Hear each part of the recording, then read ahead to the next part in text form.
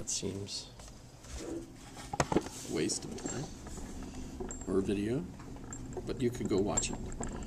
We should tell folks about it. But so, this is our second look at Kant. And if you recall, my own little kind of cognitive map regarding the significance that Kant gave us, if we say, okay, so agreement, all we can observe is phenomena, that's what we call it in our language, in German, etc. But that can be transcended, Kant says, by realizing that there must be a God, or morality doesn't make sense. There must be the thing in itself, even though we can't actually see it. And there must be an I, even though we can't actually see ourselves, because we're always the subject of our experience. Although he then points out that we can only experience everything in time. What do you think? Depending on your language, time might be different. But every language has to have some conception of time, I suppose.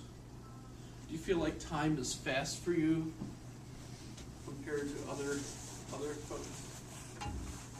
I don't know who I mean, but well, say for example, yesterday I watched some of the conference, a local Alaska conference. Some native elders. They were all speaking Athabascan, and I don't speak Athabascan. I have an Athabascan dictionary, which is very confusing because there's actually 4 different Athabascan languages. So the dictionary has 4 different sections. So if you're trying to look up an Athabascan word for something, you have to look it up 4 different times, and it's not really the same word in each of them. Very confusing to me. But watching the discussion and listening to the translator do her best in order to try to communicate what the different elders were saying in Athabascan, I noticed that she was having a great deal of difficulty.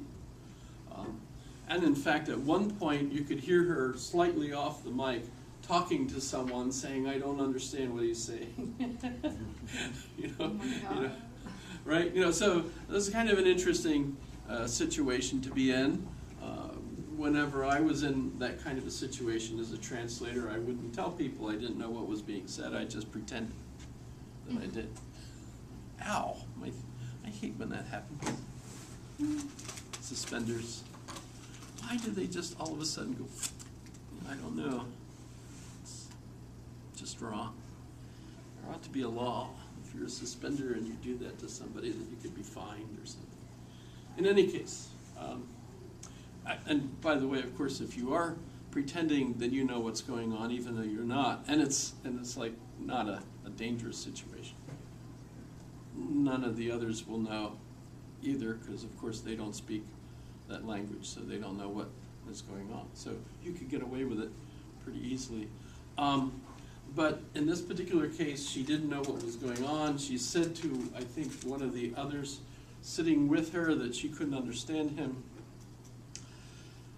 But listening to her translation, it was one of the slowest dialogues of all, as far as I've ever heard. And the discussion was just incredibly slow-paced, very, very slow. Did this happen with all the countries? Pardon? Did this happen with all the countries? So now that was going on yesterday. Yes, I think so. Although that one particular room was just all Athabascan, so it wasn't, as far as I understood, other languages. Maybe it was, but for a while I watched it. It was on the Muni channel or whatever. But I remember reading the start of a book. I didn't get very far, but it was about the author who was interviewing. He was asked by a young woman to come and listen to her grandfather. He wanted to talk to him because he had written a book before for kids that they all liked, and they wanted him to come so that the elder could speak to him because he was dying soon. He was old, he was in his 80s, and he figured he would die soon. And so he wanted to speak to someone who would write it out in the way that, you know, people would listen to it. Because if he had tried to write, it wouldn't have made sense. But the same sort of thing, it was just, there's this sense of profound depth to what they're thinking, but then when they actually start to speak, it's such surface material, in a sense, that it's profoundly uninteresting, actually, to me. It's obviously interesting to them, and they feel like it's very profound. I've been in this situation before, where the speakers of another language feel like they're not being listened to. They feel like perhaps their way of processing ideas are not being respected, and so on. Even, say, the way we conduct classes typically in our, so we've talked about this before, our dominant culture, whatever that is, right? They end up feeling like we're not teaching for them. We're doing things too quickly. I've even been criticized with the idea that while I'm listening to somebody, I'm preparing what I'm going to say in response. So I'm not really even listening to them. I'm busy thinking about other aspects of what they're saying, things like, so what are their premises? What's the conclusion that they're leading to, if there is one, you know, et cetera, right? You know, I might have something interesting to say about this. Will I remember that by the time they're finished? You know, so that I can, you know, point this out. Plus, if it's a group, you're always worried about whether or not you should try to dominate the discussion or allow other people to talk. And, you know, there's all kinds of dance moves that have to take place during these discussions. But I and a few friends actually feel like a lot of the complaints about the Western approach to things and the way we think and the way we encourage people to learn, and the critique of it that comes from, say, a language that's different, that feels like things ought to take more time and they're slower, is that they're actually not thinking. Unless you're doing the things that we're doing, you're not thinking. We can't grasp, at least I can't, at least a few of my friends can't grasp whatever this depth, this deep thought that's going on. To us, it's incredibly shallow. There's nothing there. You're reaching for kind of feelings. And to me, the feeling is boredom. What's the example? Like, do you have an example? Well, I can, but mostly they're discussions about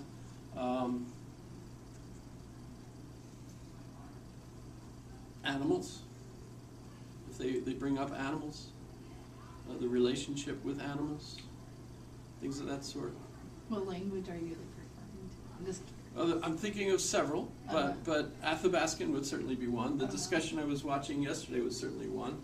The mood among the speakers, and there was more than one, right, was definitely almost a religious, awesome sense of deep meaning, which, as I listened to it, was incredibly shallow.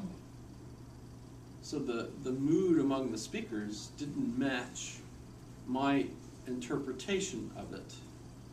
Now, that would certainly, to me, be a matter of life experience. It would be a matter of the language itself. What's important to those folks compared to what's important to me, and so on. But that doesn't just occur in that kind of a situation. That results, of course, in a cultural conflict in our state in multiple ways that causes real conflict in practice because of that.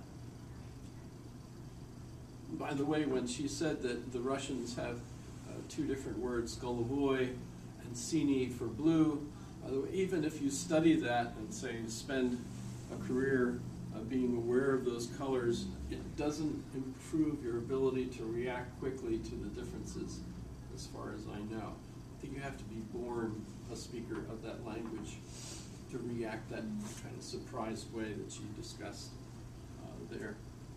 So I don't know if you can learn. So if I started studying Athabascan today, I don't know if that would help me understand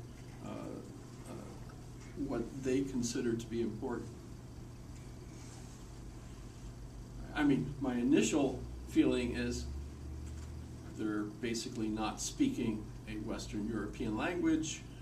They're speaking what I would consider a much more primitive, well, and what's the word primitive mean? Primal, right? So it's attached to nature in a way that, gosh, you know, I could live in a monastery for my whole lifetime and never be attached to nature at all, period.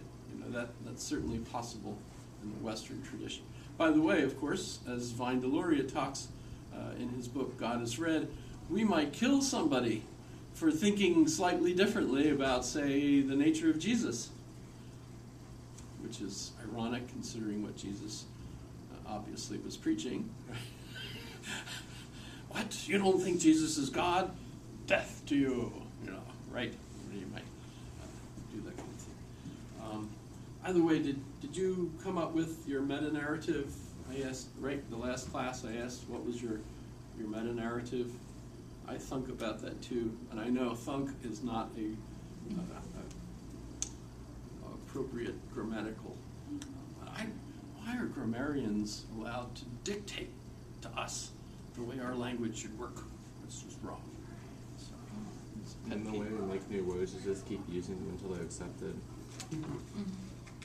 Just keep using thumb. My daughter and I had a good argument yesterday about goodier and goodest. Slipperier wrist. She argued, no, it's more slippery. Like, no, we should have slipperier wrist. Right? However, so I want my scene.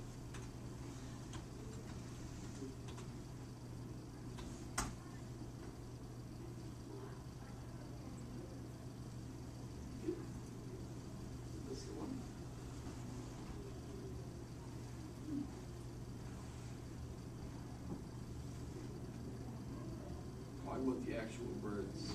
It's not going to be after this.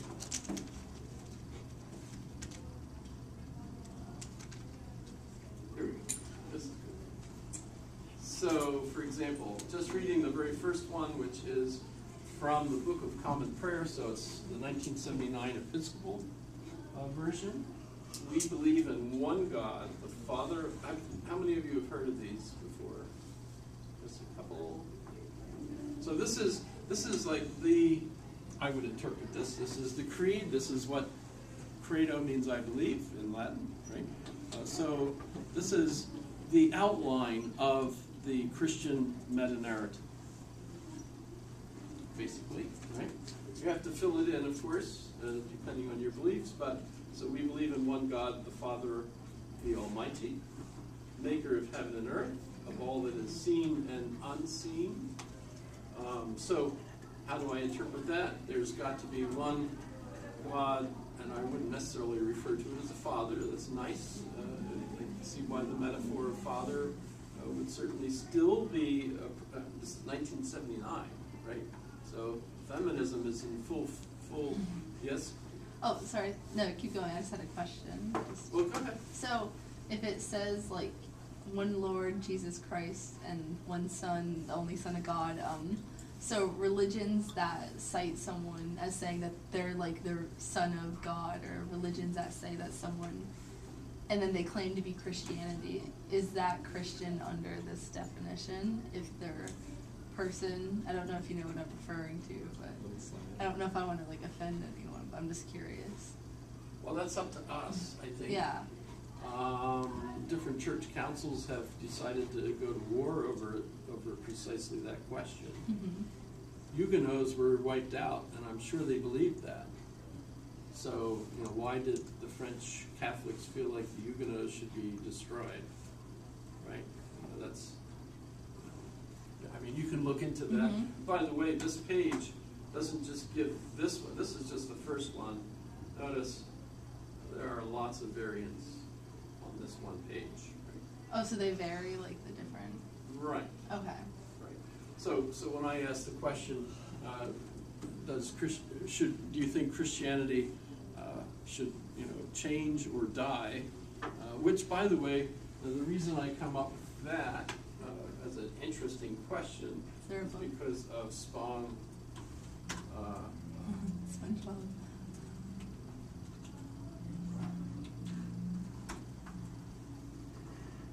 So that's Bishop Spong. He's an Episcopal bishop. Was the first one in New Jersey. Was the bishop of, it begins with an N. I forget the name. What's the New Jersey town that begins with an N? I forget. Big town. Newark. Thanks. Oh, that's where my dad. Yeah. Newark? So That's he cool. was the bishop of Newark, and he ordained a gay priest. And later on, by the way, I think it was that same bishopric that ordained a woman priest, the first woman priest in the Episcopal Church, who I met, actually. That was kind of interesting. When I was interviewed for the Episcopal Divinity School, one of the priests that interviewed me was her. So that was kind of interesting. And she asked me, do you think that women should be priests? And I said, no. Remember, I was raised Roman Catholic, and this was in the 70s, so that was, I was just being honest. I thought, no, that's not the way things were set up. Notice my point of view is certainly different now. But, so that's part of what, led me to ask, those questions, should Christianity change or die? Pretty interesting arguments. But so, what is Christianity? This is the creed. This one is the 1979 version, but it's basically built on the original creed, the Nicene Creed, which was the one that the Church Council met in 48 AD, decided. Same council that decided what was in the Bible, what book, right, etc. Right. So, you think how important all that was. And the main arguments, notice that, so you've got one God, whatever you want to think, how you want to define it, but this God is the maker of heaven and earth, which means the seen and the unseen. In other words, it's Platonic. Remember, Plato thought that there's the material matter and the ideal, which is unseen, invisible, etc. So God created the whole thing, not just what's visible, not just what we would call the cosmos, but instead everything. But then you also, as a Christian, you also have to have a belief of some sort that Jesus, the physical person, was divine. And that's, of course, that's where most, I think, of the Christian infighting occurs over just the nature of Jesus, right? Was he God? Was he man? Was he both God and man? Did he earn his status as a God? Kind of the Greek way, accomplishments, dying on the cross, etc. Is that how he earned his God status, or was he God right from the beginning? Obviously, notice the answer that the council gives us is that he is eternally begotten of the Father. In other words, even before babyhood, right? He was somehow part of the divinity already. So this is so somehow Jesus already existed right before this. How do you explain that? And so he's eternally begotten. But now we've got, I love this. This is, remember I mentioned this is thousands of years old, the Egyptian concept of God, light from light, true God from true God. Right?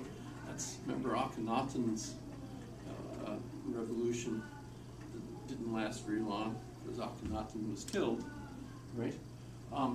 Begotten, not made. I don't know, what does that mean? How on earth does that, make sense to you? Of one being with the Father. Basically, what they're trying to do is figure out a linguistic way of arguing for a sense of continuity without Jesus being like God born in the middle of the cosmos from cosmic stuff. Instead, he's somehow taking on human shape and everything, but what made him divine was something that was external to all of that. A good theologian probably beat the crap out of me for even thinking I could explain any of this stuff that way, I suppose. I'm sure it's much more complex, right? But through him all things were made for us and for our salvation. He came down from heaven. Not obviously from someplace up above anymore.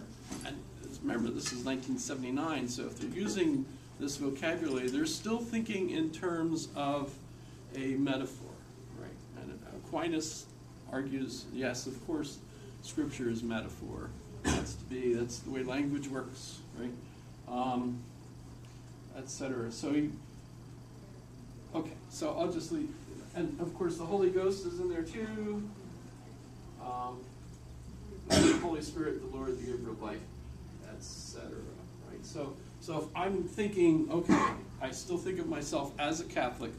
Basically, I'm accepting all of these metaphors and trying to interpret them in a way that's coherent with what I also believe from, say, science, anthropology, etc.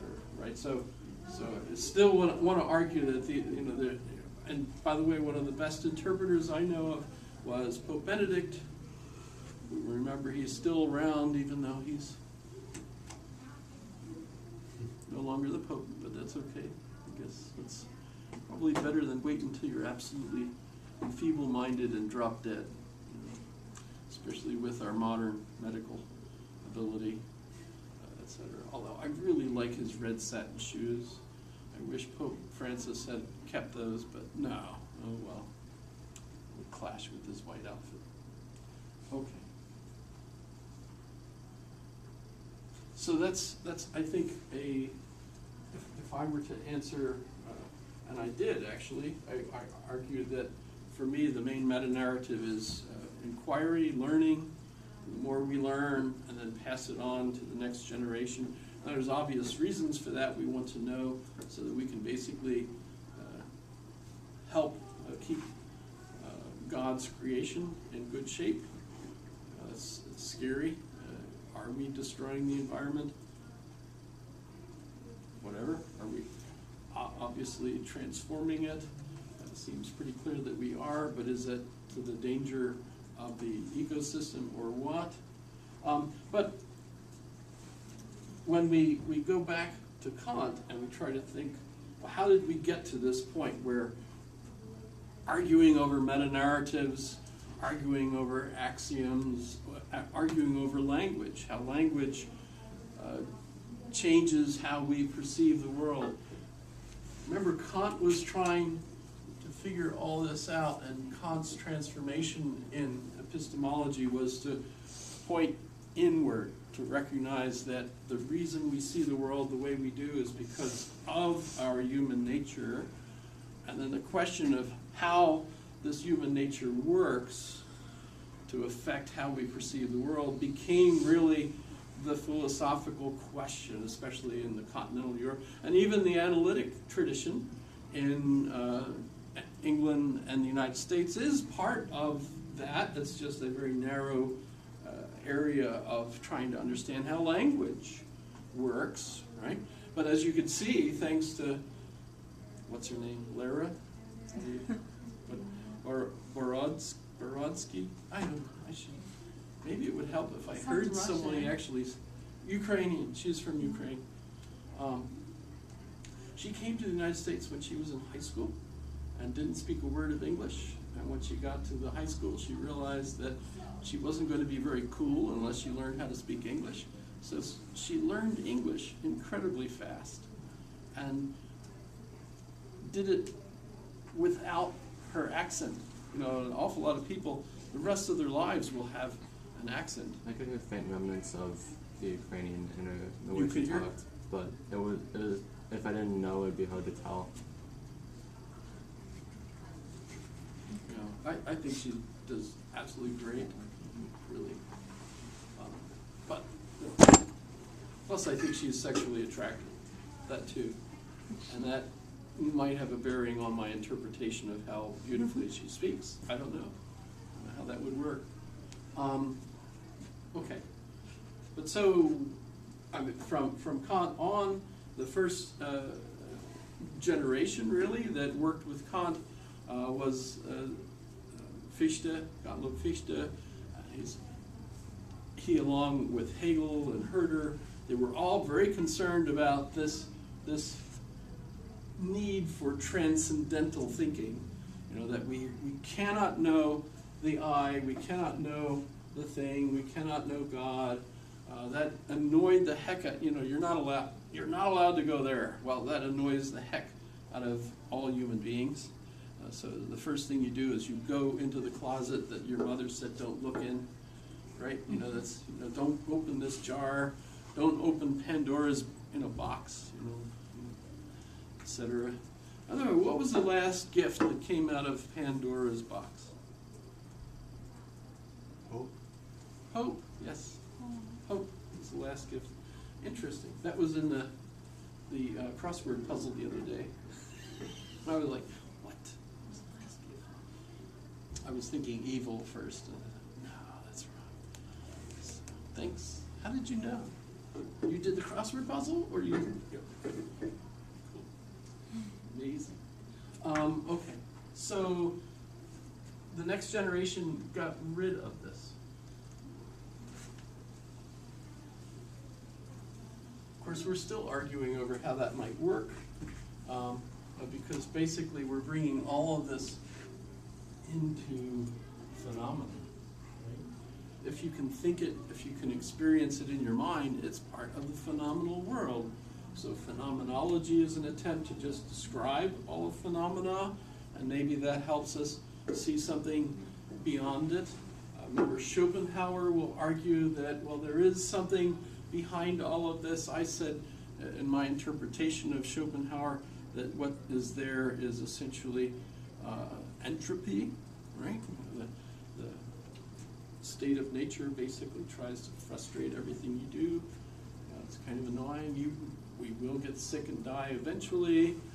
Probably, if we're lucky, of pneumonia. You know, that's, I think, will still be with us until the very, you know, I don't know.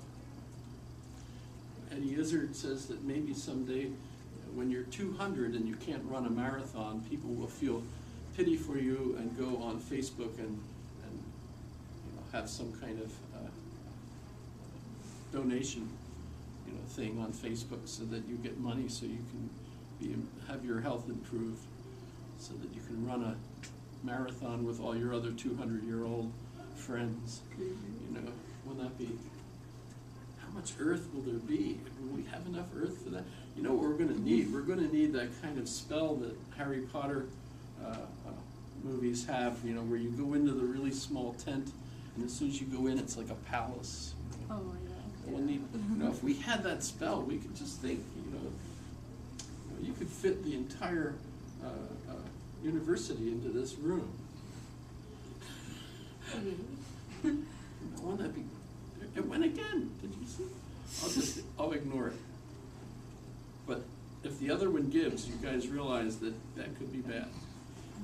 I used to wear a belt too, and someone pointed out to me that if you wear both suspenders and a belt, that makes you look insecure. And I thought, you know, that's ridiculous. You're twice as secure with both a belt and suspenders. That's the ambiguity in language. Okay, so Fichte, Hegel, Herder, Schopenhauer, everybody is trying to get out of this limitation And we're still there. Today, what we refer to that is the social construction of reality.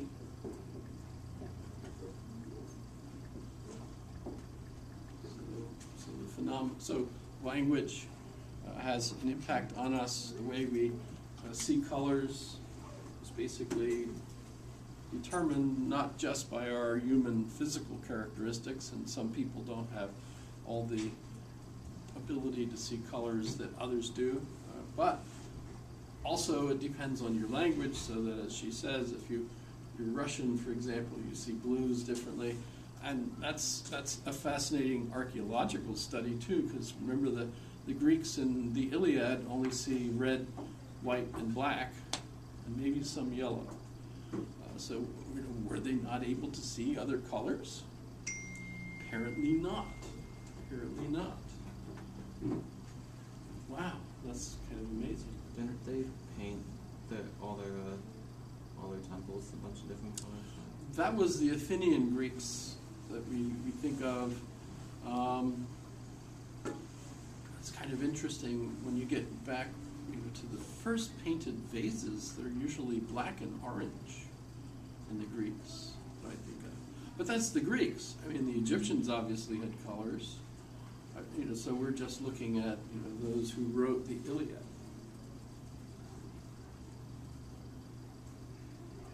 And it's clearly not a biological issue. But it gets into the issue of, well, if you don't have a word for it, can you notice it? Right? And, on the other hand, if you don't have a word for it, obviously can notice something because you invent a word for it. Or Yeah. eventually. That's what, Well, those colors could be the only ones that had symbolic meaning to the story. Those colors may be the only ones that have symbolic meaning to the story. Would be an interesting question. The one answer that I saw argued that they weren't talking about colors, what they were talking about were textures. So the reason that the sea could be wine red isn't because it's actually wineish or red, but instead because it's kind of fluid, right? So. But the only uses of texture that they had, colors attached to them, were only the red, the black, and the blue. It's so weird. Yeah. That was one of the British prime ministers who was also a Greek scholar and happened to study the Iliad and discovered that. You could just look, hey, wait a minute, what other colors are there? Hey, none other colors. That's not the way he said it. As far as I know, American presidents aren't Greek scholars.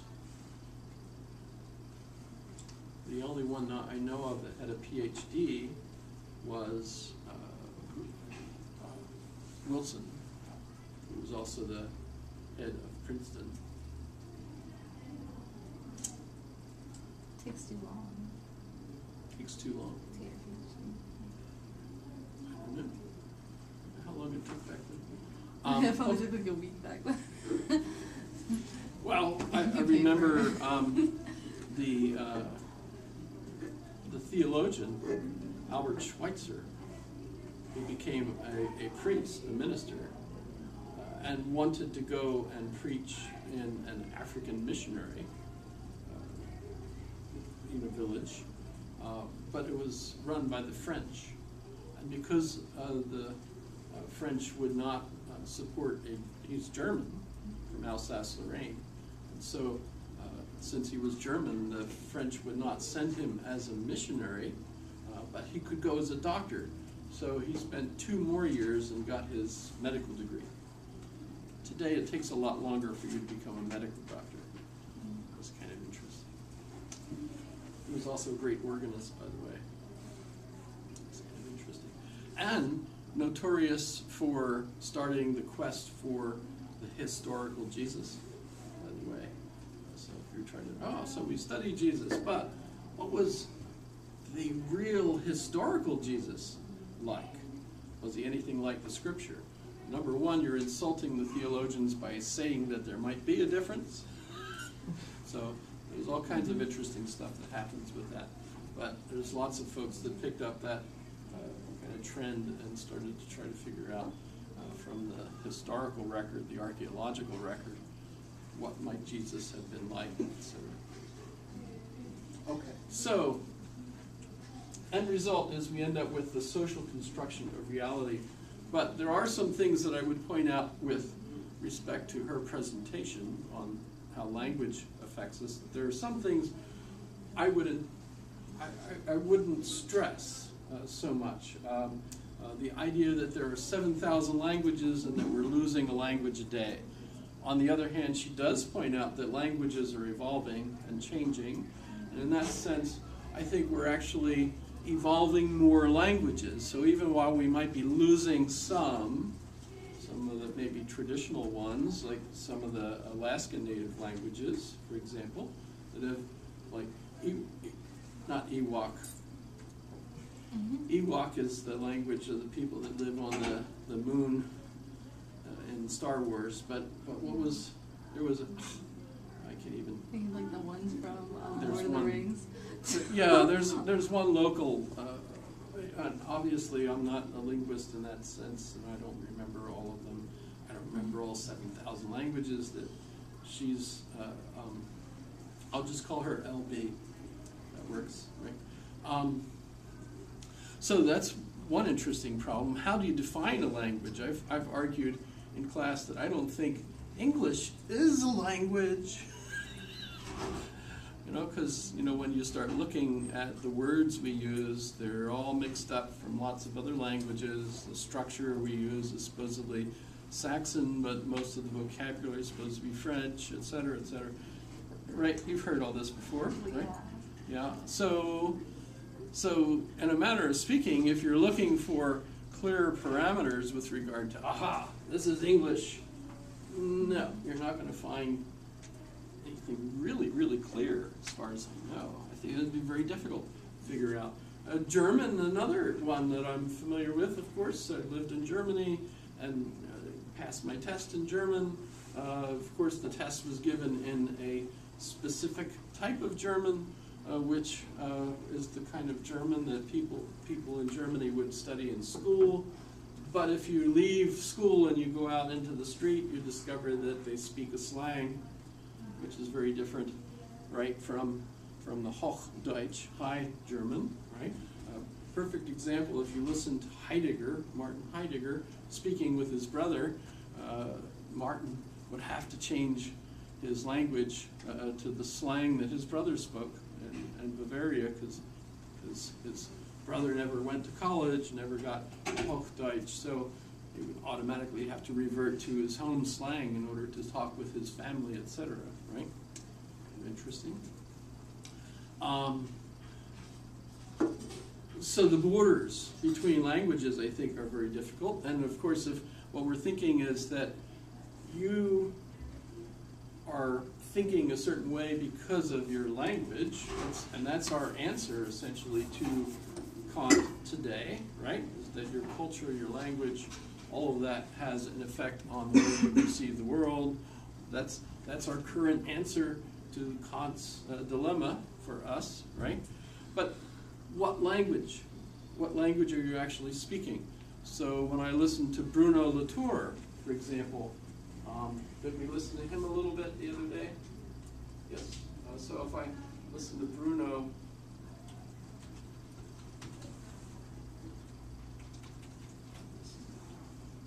modes of existence.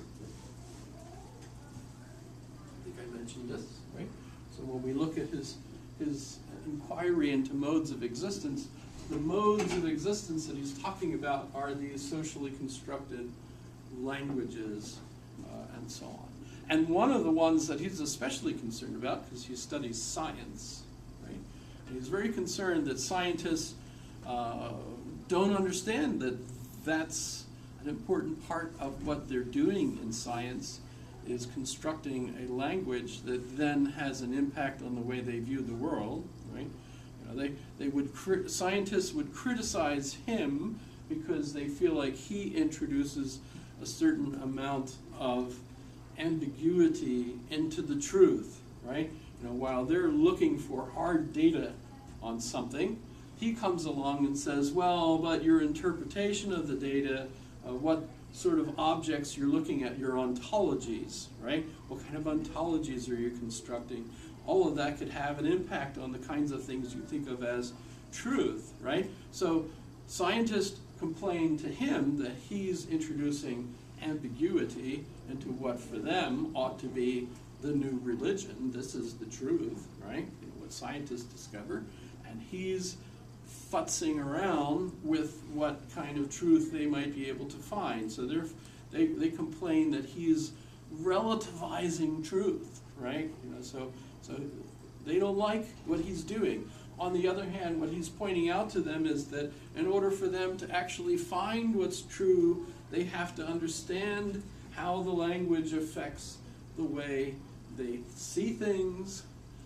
And so they have to understand the way that language structures what they can perceive, what can be the case. How the tools they use change what they're actually seeing. The measuring device is part of the impression of what the object is. And if you change the device, the object changes. I was surprised today that the kilogram is suddenly getting an update today. Did you read that? Kind of amazing. The kilogram is getting an update. Did you know where the kilogram was? Pounds. Doesn't say. Kilogram. Doesn't it go in like tens? The metric system goes off track and goes off. Oh. Places the 10, yeah. Okay.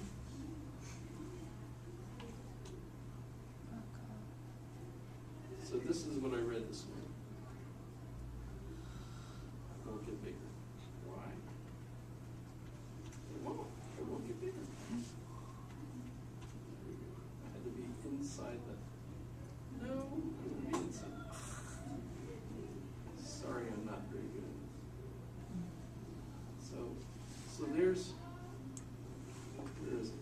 the picture.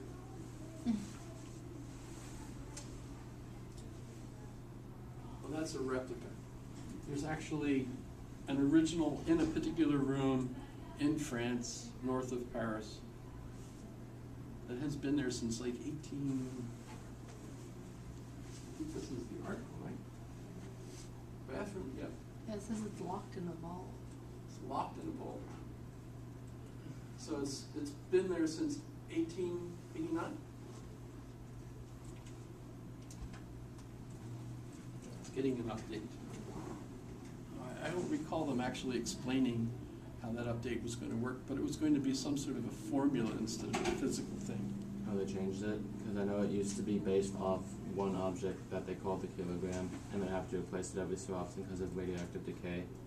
So that way they can keep the standard. And so they're thinking about making a formula so that way it's actually something set in stone rather than this arbitrary object they made. Which is something that Bruno Latour keeps mentioning, and that is that matter changes, ideas don't, theoretically, like math, right? So all along, and he calls the first nature and the second nature. And all along, second nature has been more persistent and unchangeable than first nature. Because the more we find out about first nature, the more we realize, at least it changes to us because of our understanding of it. Right? Gravity, how that changed, etc. But also, a big concern of Bruno Latour's is the concern with global warming. So the scientists that are studying global warming and concerned about what's going to happen, I suppose California, for example, the kind of fires that they have. Who wants to go and live in California, in Malibu right now? Nobody, I don't think. Do they have homes still in Malibu? Yes. No. Oh, No? some do, but like the Kardashians had to flee their house, and people were like making a GoFundMe for the Kardashians. That was just so stupid. There were people actually starving. Like, I should do but a their beach GoFundMe home site. got destroyed. I need another couple of rooms in my house for a library, you know, because I can't get around in the rooms that I have anymore because of all the books. My art appreciation teacher, one of her friends ended up moving to Paradise, just like within the last 7 months. Oh god. Because she was tired of living in Alaska, she felt like she wasn't going to get anywhere here. She took her entire portfolio down to Paradise, and then she ended up waking up with embers flying over her house, and she had to leave immediately, and her entire house and all of her work was destroyed. Thousands of dollars worth. She said That's she wanted to live in a discouraging. warmer climate. God. She got her wish. Oh. Hopefully she digitized everything before she took it down there. I think she lost thousands Why of would you dollars not worth. do that? I mean, you could digitize it, put it in the cloud. I mean, Of course, no one knows where the cloud is. it's also not worth any money when it's digitized. You can't sell it in the same way you can sell an original piece. There was an interesting court decision just today. There was a lot of interesting stuff in the paper this morning, but the decision today was that you cannot make a specific kind of cheese and copyright it, because the cheese tastes differently to the different people that eat it, and so it's a subjective characteristic and not an objective characteristic. So that can have like You can't. implications for every recipe. You know, what the heck? You know, how is this going to affect? You cannot copyright cheese. This was France, by the way. I mean, can you copyright any food? Pardon? Can you copyright any food? I think you could copyright the recipe. You can copyright how it's made. It seems to me you ought. I mean, of course, there are people have secret recipes and stuff. They ought to keep the secret. But that's not copyright. Because if that's somebody just gets a hold of it and makes it. So apparently, the one cheese was being closely copied by another cheese. So the one cheese company sued the other cheese for copyright, right? But the court came down and said, nope, the food taste is subjective. It's a fight over ontology. What is food, if you think about it? So is this kind of discussion worthwhile to you, or were you bored today, It's funny. or is this kind of stuff? I mean, the reason I think it's important is because I think it's going to affect all kinds of problems in law. You know, when we talk about robots, we talk about AI, we talk about healthcare. You know, is a person dead? We do not know when a person is dead right now. We used to have a pretty good definition. Remember, the Romans had a definition. If you didn't get up and move for 3 days, you were dead. That's why Jesus had to be dead for 3 days, because otherwise he wasn't. Right? That's kind of an interesting. By the way, there's problems with that, because if you died Friday afternoon and you were resurrected Sunday morning, you haven't actually been dead 3 days. So the Romans wouldn't have actually been convinced that he had really been dead. So you're arguing over what you mean by 3 days. You know, a full 3 days. Well, remember they didn't have 24 hours back then. Just going by the sun. But today the problem is brain death. Is brain death the death of a person? Because we've had people who were brain dead, but they kept the rest of the body alive because that way the organs can stay healthier and transported to some place where there's individuals that need the parts, right? So you can keep the rest of the body alive as long as the person is brain dead. Problem is, some people who have been brain dead have been brought back. Really?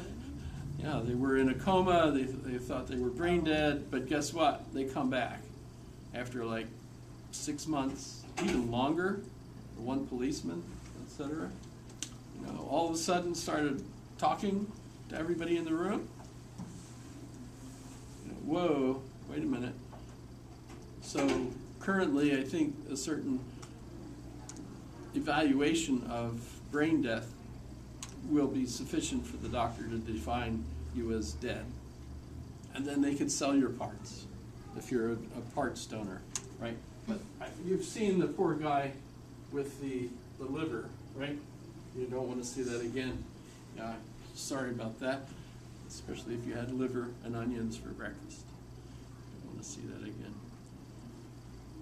Remember from Monty Python, you've signed the donor card, we're here to get your liver. I'm not finished with it yet. It kind of a Yiddish accent, and then of course it just etc. And the worst part of that scene is when they convince his wife to donate her liver to him. It's just wrong. Monty Python, they're a very weird group of people. No wonder John Cleese was the one that they selected to be nearly headless Nick. Nearly headless? How can you be nearly headless? Like this. Sorry.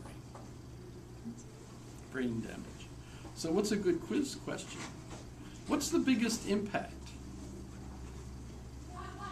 of this? And it's LB's point. She says to the crowd that this isn't the way everybody thinks. This is the way you think because of your language.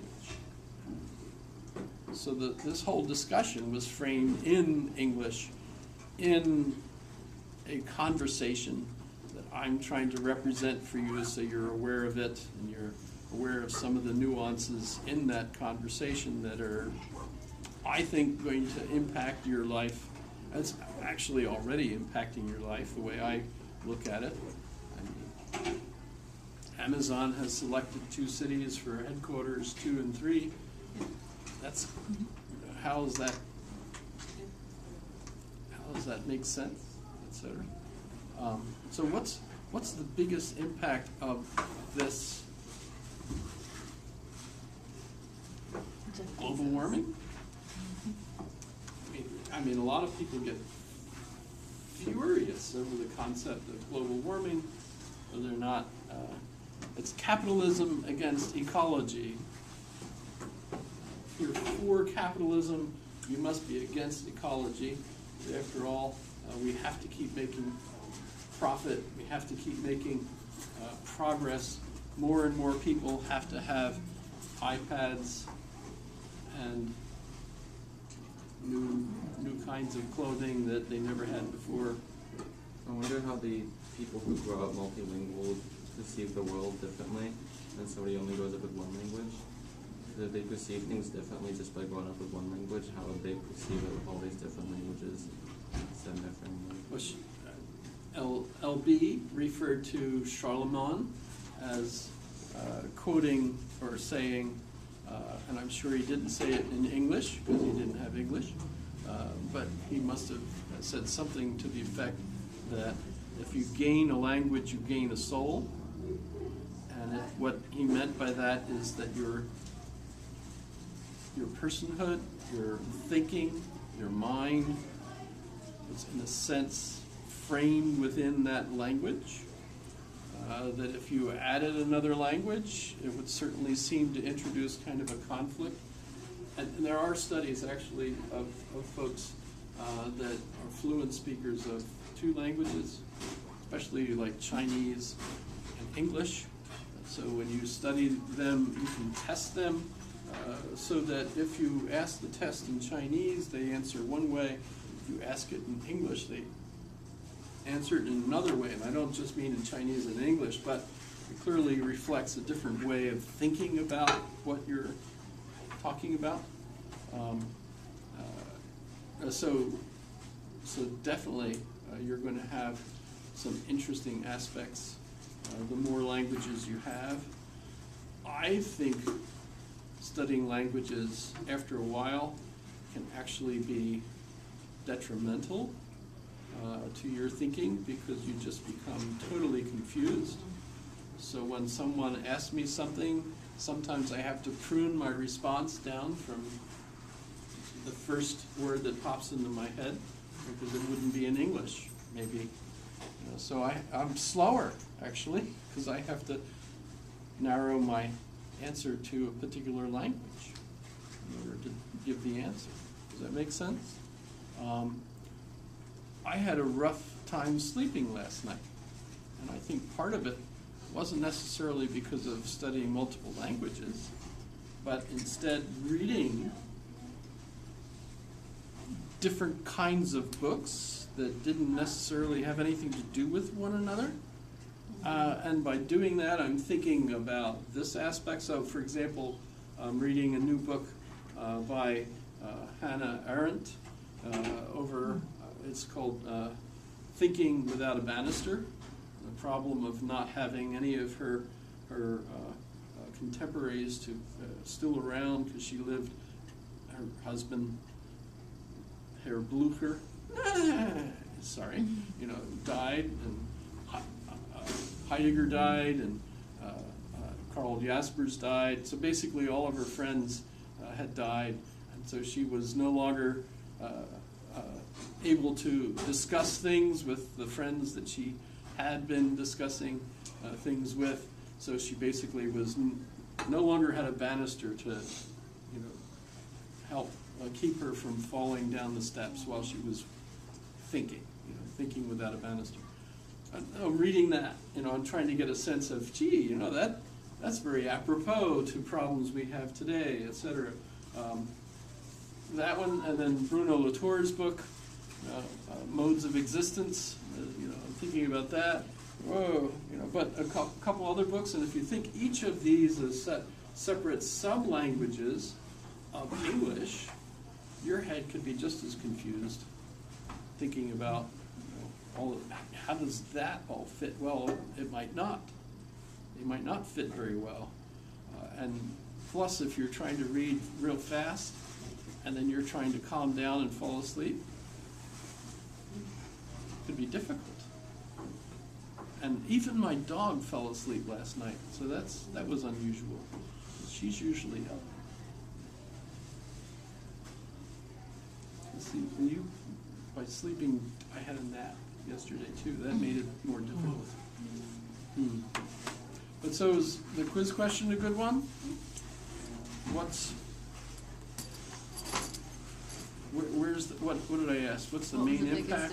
The biggest impact stuff, of this studies. topic? How's it going to affect religion? People arguing about religion. What is religion? Remember,